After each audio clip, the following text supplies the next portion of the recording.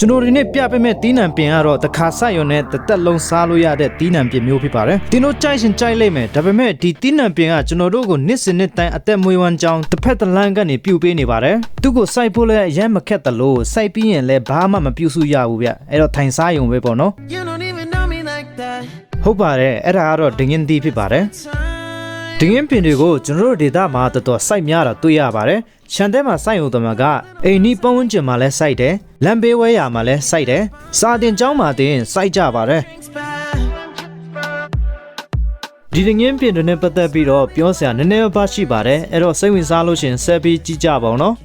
ကျွန်တော်တို့ဒေသမှာလူဦးရေ 95% လောက်ကစိုက်ပျိုးရေးကိုအဓိကထားပြီးတော့လုပ်ကင်ကြတယ်ဗျ။ရာသီတီးနှံပင်တွေကနှစ်ရှည်တီးနှံပင်တွေကအကုန်စိုက်ကြတယ်ပေါ့နော်။နှစ်ရှည်တီးနှံပင်တွေထဲမှာဒီဒငင်းပင်တွေကတော့အဓိကပါဝင်ပါတယ်။သူတို့တွေကအေးတဲ့ရာသီဥတုတွေမှာပိုကြိုက်ကြပြီးတော့စိုက်ပြီးတက်တန်း4နှစ်5နှစ်ရှိတဲ့ချိန်မှာတီးတွေစတီးပါတယ်။9လပိုင်း10လပိုင်းမှာအထွတ်များတယ်ဗျအတီးတီးတဲ့ချိန်မှာအပြင်ရဲ့အမြင့်ပေက10ပေကနေပေ60လောက်ထိမြင့်နိုင်ပါတယ်သူတို့တီးတဲ့ပုံစံကအကိုင်းကြီးကမှအကိုင်းတွယ်လေးတွေထပ်တွယ်တယ်ပြီးရင်အခိုင်လိုက်ကမှအခွေလိုက်ထပ်တီးပါတယ်အဲ့တော့ခိုင်ခိုင်ကခွေလေးတွေပေါ့နော်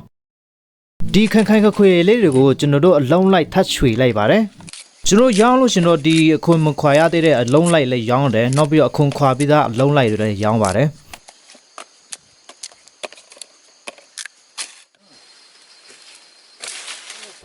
ဟုတ်ကဲ့ပါကျွန်တော်တို့အခုဒင်းရင်တီးခူးနေပါတယ်ဒါအပင်ပါအပင်ကြီးပဲအသီးတွေကလည်းများတယ်ပေါ့နော်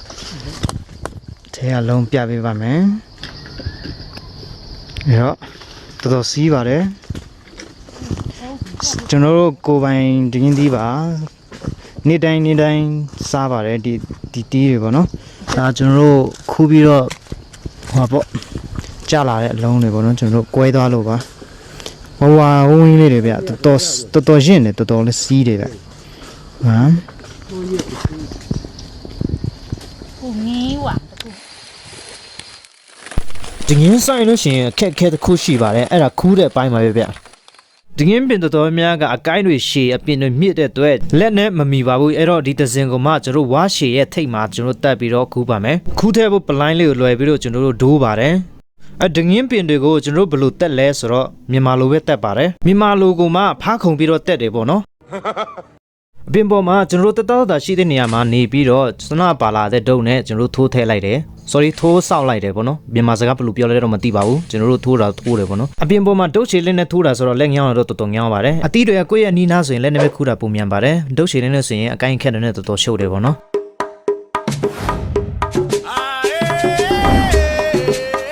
ဒီတင်ငင်းပြင်တွေကစိုက်ပြီးတဲ့ချိန်မှာဘာမှမပြုပြင်ရမပြုစုရပေမဲ့ခူးတဲ့ချိန်မှာတော့တော်တော်ခက်ပါတယ်ခက်လည်းပဲခူးတယ်ပေါ့နော်ဘာလို့လဲဆိုတော့အလကားရနေတာပေါ့နော်အကေတစ်မှာမေကွက်ကြဲလည်းရှိပြီးတော့ဒီတင်ငင်းတီးကိုလည်းကြိုက်လို့ရှိရင်တင်ငင်းတီးစိုက်ကြည့်ပါသူတို့တင်ကိုအလကားတီးပေးလိမ့်မယ်ဗျစီးပွားဖြစ်အများကြီးမရရင်တော့မှပေါ့နော်နှစ်စဉ်အပူဝင်ငွေလေးရစေပါတယ်